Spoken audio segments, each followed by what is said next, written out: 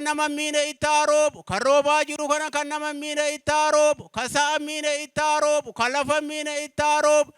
kan cabbii hin qabne ittaarobu kan bubbee hin qabne ittaarobu rooba ijaa nu haa oolchu rooba ijaa gurraa nu haa oolchu waa ol kaawwatan malee waa ol kaataniin fuudhani waa ol kaawwatan malee waa ol kaataniin fuudhani dhaabni kun waa yaade waan karoorfate mara milkaa dhaabni Buusaa Gonofaa kun waa yaade waan karoorfate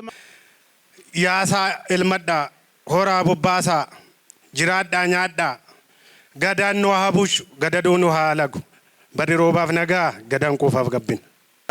irra caalaa Oromoo Rabbi afaan tokko haa godhu araara isaa Rabbi nu haa buusu waliigala Rabbi nu haa kennu waldhaba Rabbi nurraa haa balleessu jibbaa Rabbi nurraa haa balleessu waliigala Rabbi nu haa kennu waliigala Rabbi nu haa kennu bokkeenni roobaa jiru kun kan midhaan baasu kasaa gabbisu nu haa ta'u. Iyyuu halangeen nagaya elemtuu gaadiin nagaya.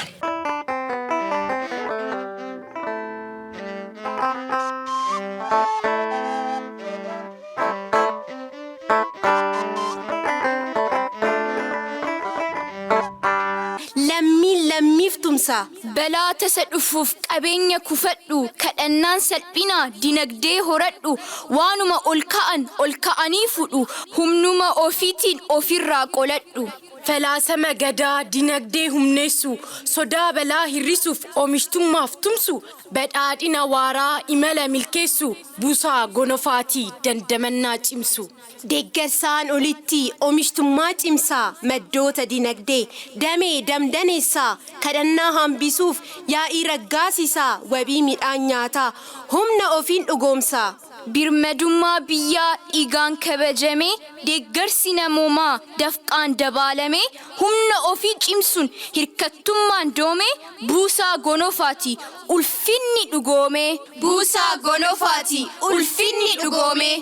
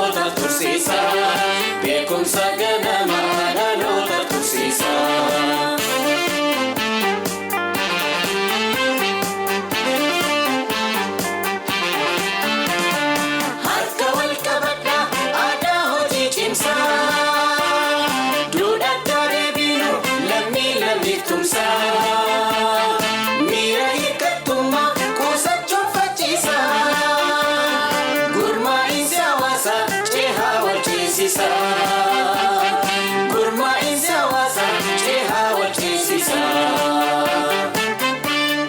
hojjedhaa namni koo buusaati gonoofa hongeef balaan tasaa yoon karooraan dhufa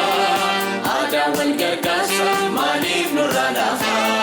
duudhaan sirna gadaa dhalootatti dhufa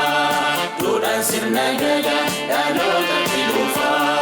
hojjedhaa namni koo buusaati gonoofa hongeef balaan tasaa yoon karooraan dhufa aadaa wal gargaarsa maaliif nurraa laafa duudhaan sirna gadaa dhalootatti dhufa duudhaan sirna gadaa